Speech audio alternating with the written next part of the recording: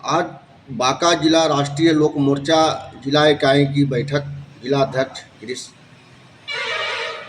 कुशवाहा जी की अध्यक्षता में संपन्न हुई। आज का बैठक का मुख्य उद्देश्य था कि आगामी 5 सितंबर को पटना के मिलर स्कूल के मैदान में बिहार लेनिन अमर शहीद जगदेव प्रसाद जी के शहादत दिवस के अवसर पर राष्ट्रीय लोक मोर्चा के राष्ट्रीय अध्यक्ष श्री उपेंद्र कुशवाहा जी के आह्वान पर संवैधानिक अधिकार परिसीमन सुधार महारैली रखा गया है।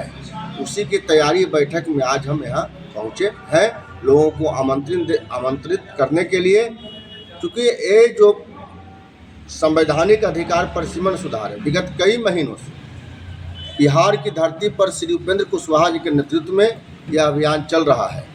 1971 के बाद देश में परिसीमन नहीं हुआ है। 50 वर्षों से देश में परिसीमन नहीं हुआ है। परिसीमन नहीं होने के चलते बिहार समेत तमाम जो हिंदी पट्टी राज्य है या नॉर्थ ईस्ट का स्टेट है, इसको काफ़ी नुकसान हो रहा है।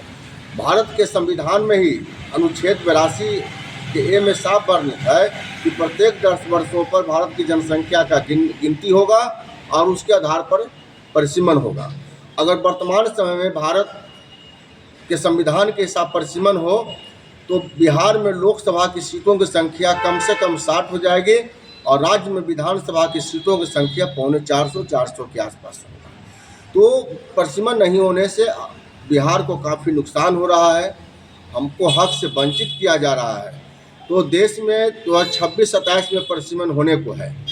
जैसा ही परिसीमन की चर्चा हुई, दक्षिण भारत के कुछ राज्यों ने विरोध किया और कह रहे हैं कि परिसीमन को फिर से फ्रीज किया जाए।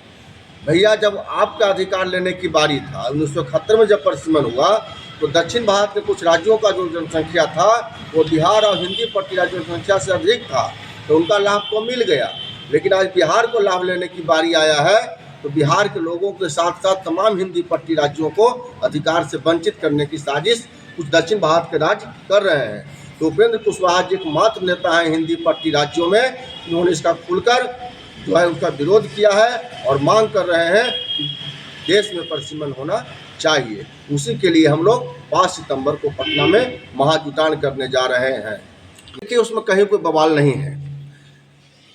जिनका फर्जी तरीका से जिनका वोटर अपना नाम ऐड करा लिए हैं, 2 जगह 3 जगह अपना नाम ऐड कराए हुए हैं, उन लोगों की परेशानी है। बाकी जो स्वच्छ लोकतंत्र चाहते हैं, स्वस्थ लोकतंत्र चाहते हैं, किन्हीं को कोई परेशानी नहीं है। बाकी जो है वो बिल्कुल ही इलेक्शन कमीशन का जो कहना है कि बहुत सारे जो विदेश के रहने वाले लोग हैं, कुछ दूसरे देश के रहने वाले लोग ये फर्जी तरीका से यहाँ वोटर बन गए हैं।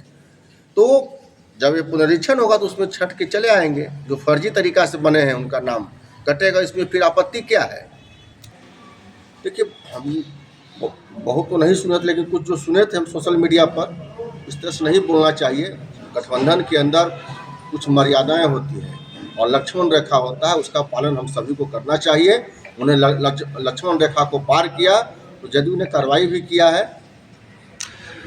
देखिए भैया, राजद के नेता अनशन पर रहे कि राजद के नेता कुछ भी करें। अब राजद के नेता या महागठबंधन के नेता पर बिहार के लोग भरोसा करने वाला नहीं है। भैया, ये किसकी बात करते हैं, ये किस चीज़ की बात करते हैं? तेजस्वी जी नेता प्रतिपक्ष हैं। इनके पिताजी और माताजी के शासनकाल में सीएम हाउस में फिरौती की रकम तय होती थी। इनके मामा जी जो थे वह फलन और चमड़ा उद्योग का धंधा चलाते थे। अभी सब छिपा हुआ है। दिन दहाड़े लूट खसोट होता था। इनके समर्थक, इनके लोग सड़क पर लाठी भांजते थे, आम लोग का जीना मुहाल कर दिया था। तो ये महागठबंधन के लोग कितनों अपने पाप को छिपाएंगे, ये छिपने वाला नहीं है। और बिहार के लोग इनके हर बातों को समझती है, इनके बातों में आने वाली नहीं है।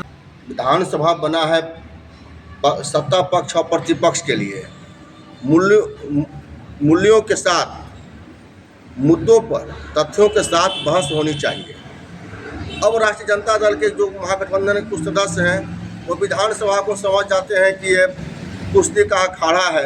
अब कुश्ती का अखाड़ा की तरह आप व्यवहार करेंगे तो कानून का जो अपना काम करने का तरीका है वो होगा ही।